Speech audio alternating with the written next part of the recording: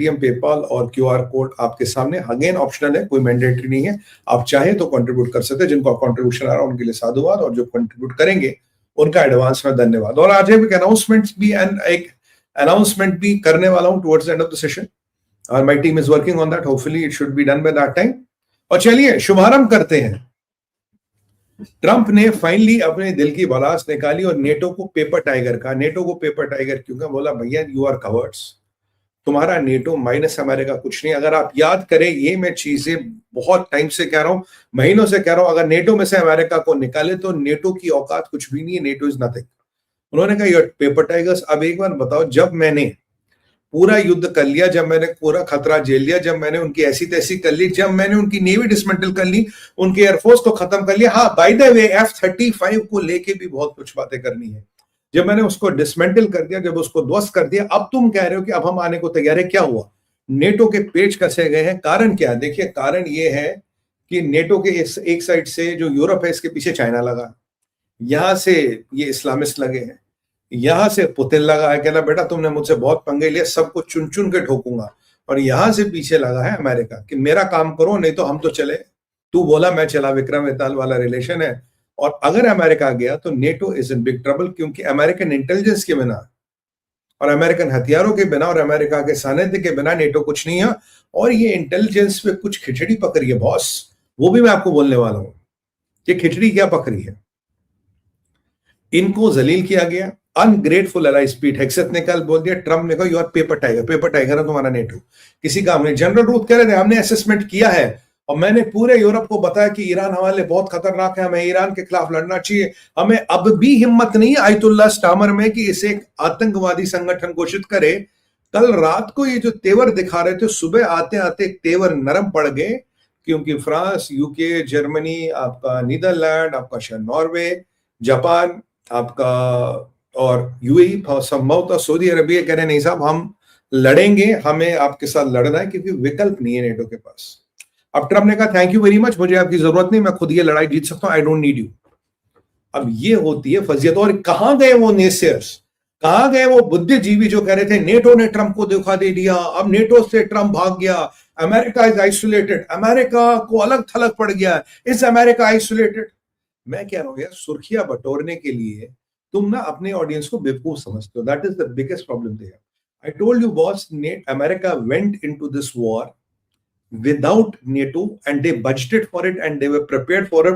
Straight of Hormoz पे लड़ाई होनी है, स्ट्रेट ऑफ हॉर्मोज पे कब्जा करना है, ये जॉन बोल्टन ने कहा था। 2018 में भी प्लान था, तब हमारे पास स्ट्रेट ऑफ हॉर्मोज पे कब्जा करने के संसाधन नहीं थे, इसलिए we backed out, so we didn't have resources to control Strait of Hormuz. ये नेटो का टाइगर है। एक बार मैं सबसे ग्रो थ्रू करूं, फिर जरा डिटेल में बात करेंगे। नेतन्याहू से पूछा गया क्या आप बिना ट्रूप्स ऑन द ग्राउंड उतारे क्या आप रजीम चेंज कर सकते हो? उन्होंने कहा नहीं, ये तो नहीं हो सकता। बोला अगर नहीं हो सकता तो ट्रूप्स ऑन द ग्राउंड उतारेंगे आप? बोला हाँ, उसके कई सारे विकल्प है, कहां उतारेंगे, किसको उतारेंगे, क्या उतारेंगे? बोला boss I am not going to tell you this, why should I give you this, but हमारे पास बहुत से ऑप्शंस हैं और President Trump is the leader, I am the ally. मतलब बॉस वो है, एलाई मैं हूं, और हमारे पास विकल्प है।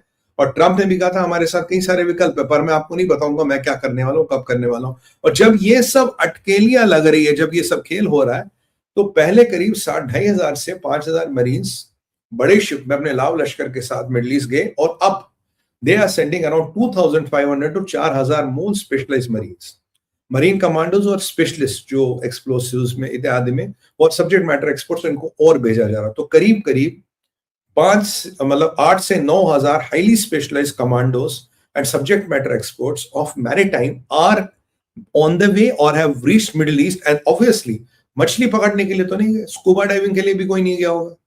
और नेटो ने ट्रंप को छोड़ दिया, America is isolated, I pity their intelligence.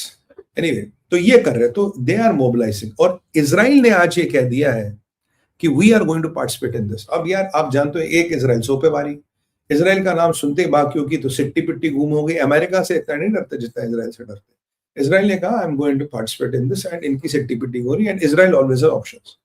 अब आपका सवाल ये होगा सुमित भाई ये करने क्या वाले, करने क्या वाले, उसमें मैं आऊंगा, उसमें हम डिटेल में जाएंगे। पर इतने में डेविड बार्नी जो मोसाड के चीफ है, उनका एक स्टेटमेंट आता है, कहते हैं कि भाई हमने अपनी सरकार से कहा है let military do the first round.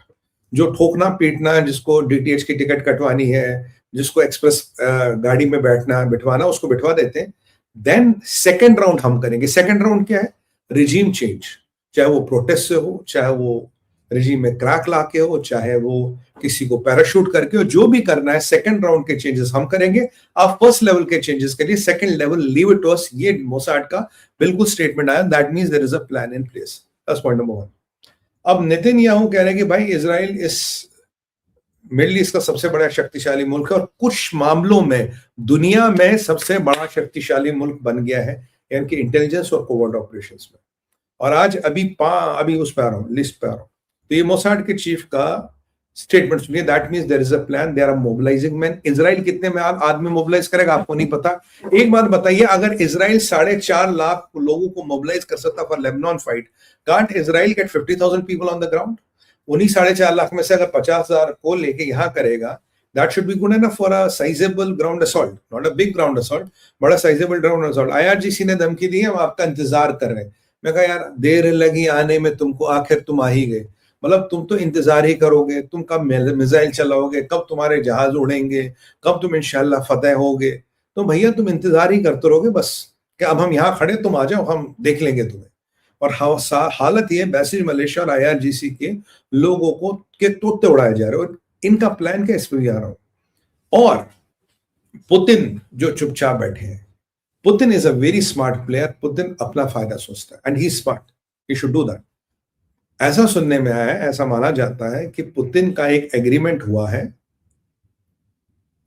American और इजरायलीज के साथ। बेसिकली ये डील नेतन्याहू के साथ हुई, क्योंकि ट्रंप पुतिन से कई बार डायरेक्ट 1-to-1 बात नहीं करते। पुतिन ने नेतन्याहू को कहा था बुशेयर के आसपास कुछ मत करना, बुशेयर के आसपास, न्यूक्लियर प्लांट के आसपास कुछ नहीं, पर उसके आसपास जो IRGC के सेटअप थे, बैसिज मलेशिया के सेटअप थे, या मुल्ला रेजिम के सेटअप थे, वो उड़ा दिए गए, वो बर्बाद हो गए। ये हॉर्मोज में एक लंबी स्टोरी जो मुझे आपको सुनानी है। ट्रेड ऑफ ये हुआ, मैंने आपको बोला था रशिया इंटेल दे रहा है ईरान को कि अमेरिका का जहाज का, अमेरिका का वो का, अमेरिका का ये का, अमेरिका का वो का। जो F-35 या कुछ हिट हुआ है, हो सकता है उसमें रशियन इंटेलिजेंस का भी कुछ मादा हेल्प, और उसके कारण F-35 हिट हुआ, जो अब which has landed in a middle eastern base. उस पर भी जरा मैं आने वाला हूँ, जरा उसके कुछ तथ्य और तर्क। अब डील ये हुई है कि Russia will stop giving any intelligence to Iran. In the return America को कोई भी यूक्रेन को इंटेलिजेंस नहीं देनी है। तो यूरोप यहां से भी पिटा, ज़ेलेंस्की यहां से भी पिटा।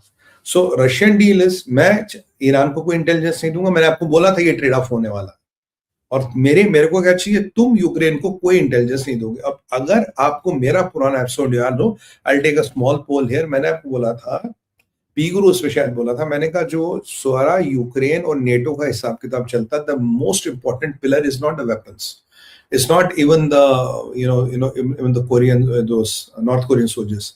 सबसे इंपॉर्टेंट एस्पेक्ट है जो प्रिसाइज इंटेल अमेरिका देता, जो प्रिसाइज इंटेल अमेरिका यूक्रेन को देता।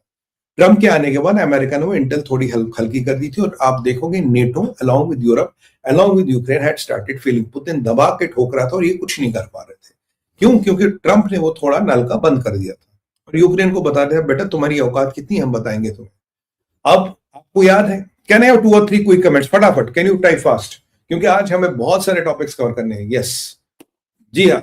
और ये महीनों पहले मैंने बोला था, दिस इज द एपिसेंटर। अगर इस पे ट्रेड ऑफ हो गया, ज़ेलेंस्की की दुकान बंद, न्यूटो की दुकान बंद। बिल्कुल। देखिए सुमित पीर शो का यही फायदा है, लाइव होता सब चीज का फैसला, आगे पीछे कुछ नहीं है, live, on the fly, on the dot, on the button, always, हमेशा धनाधन धन, आगे पीछे नहीं है। कहानियां नहीं चलती। अली बाबा 40 चोर की कहानियां नहीं बताता। आई am not a script writer by any chance. यहाँ काफी लोग ना बड़े अच्छे स्क्रिप्ट राइटर बन सकते हैं। जब यूट्यूब पे उनका भविष्य खत्म हो जाएगा मीडिया पे, तो वो कहानियां लिखेंगे, फिर जासूसी धारावाहिक, थ्रिलर्स।